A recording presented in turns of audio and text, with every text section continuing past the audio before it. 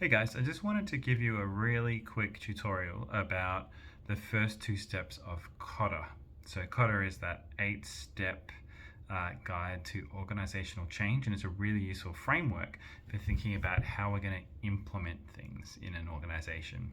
And particularly for simulation, that can often be a really hard thing to achieve long term. And I think one sort of point of feedback I've had with the simulation fellowship so far is that there's often a lot of effort from an individual simulation fellow who puts in a lot of passion into a project, but then at the end of that year, it's that kind of whatever they've achieved is dumped, moved on, or lost, and then a new person comes in and kind of tries to start from scratch.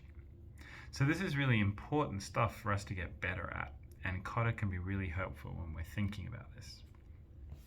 So as I showed in the previous online YouTube video giving you the overview, step one is establish urgency.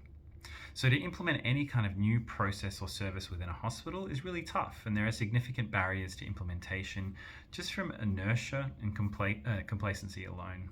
So hospital systems are really often wired to accept the current status quo as relatively okay, and any thought of changing that can be sometimes seen as a threat or an expense or just yet another thing that people have to deal with when they're already overloaded, rather than an opportunity to make a system work better and easier for people in general. So to quote W. Edwards Deming, every system is perfectly designed to get the results that it does. So in order to change our culture to a point where we're susceptible to change, we need to create this sense of urgency.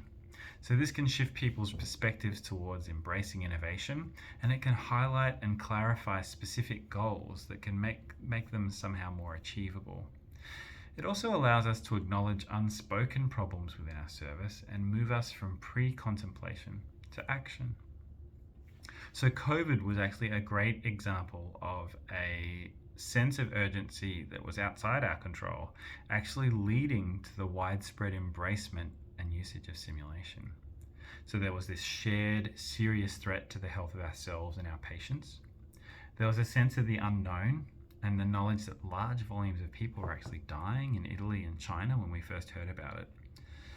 And one of the positive side effects of that is it did create a culture where experimentation and innovation and adaptation was embraced.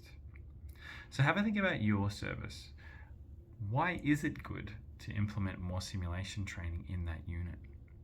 And one of the things that can help us sell that is to think about what is the urgent problem that you are trying to address. So is there an organizational knowledge deficit about a particular pathology or process? Are there complications and expenses for the service due to poor execution of an important clinical skill like central line insertion? Is there staff distress and poor patient outcomes due to a lack of effective teamwork? Has a training college advised certain expectations of education delivery for accreditation?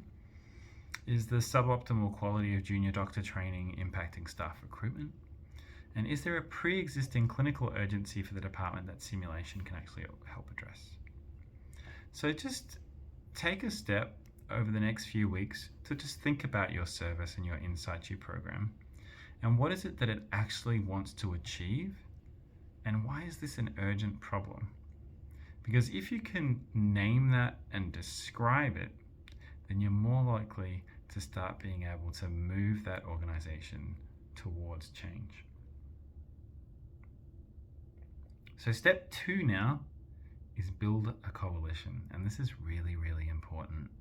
So what I can tell you from personal experience is that passion is a finite substrate, and it will burn fast and burn out if you cannot also support that passion with strategy and community. So the only way to build a meaningful, longitudinally successful program is to have a team of people with a clear vision who are willing to work together to achieve it. And that includes having some succession planning. So building a coalition is actually really important to do early.